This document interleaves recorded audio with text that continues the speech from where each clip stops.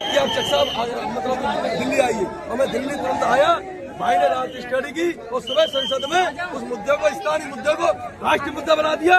और यूजीसी पे इतना दबाव पड़ा, 20 दिन के उसका संघर्ष में इतना दबाव पड़ा कि उसको अपनी गाइडलाइन चेंज करनी पड़ी। और वो यूजीसी का परिणाम है उसका 749 बच्चों का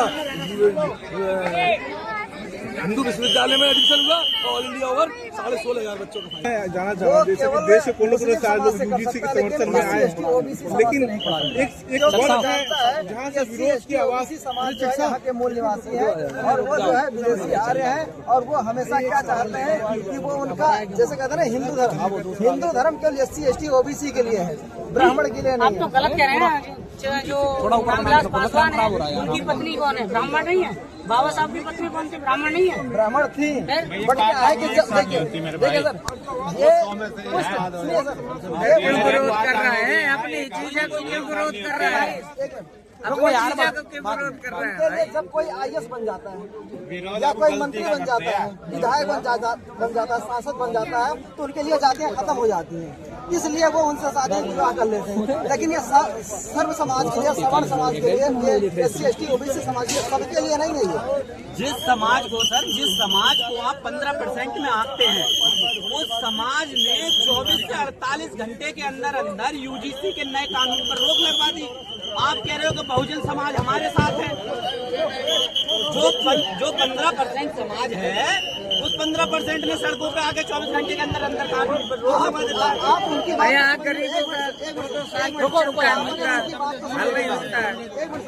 आप बीजेपी की बात को समझ नहीं पाए।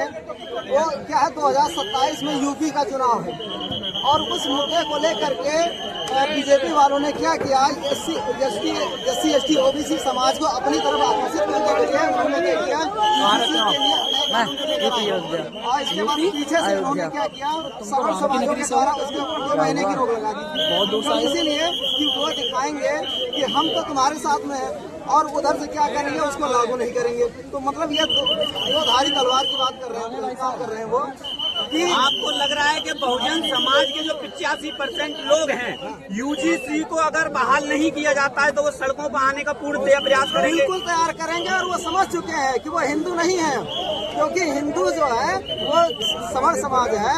सवर्ण समाज इनका विरोध किया तो इससे वो समझ गए कि हम तो हिंदू है ही नहीं, क्योंकि अगर हम हिंदू होते तो वो भी अगर वो हिंदू है और हम भी हिंदू है तो हमारा विरोध ही नहीं करते। सर, लास्ट सवाल ये है, जिस देश के प्रधानमंत्री को हिंदू हृदय सम्राट कहा जाता है, एक यूजीसी का छोटा सा बिल आने पर उनको तेली बना दिया जाता है, उनको ऐसे देखा जाता है, उनके पुतले जलाए जाते हैं। इसको आप किस तरीके से देख पा रहे हैं?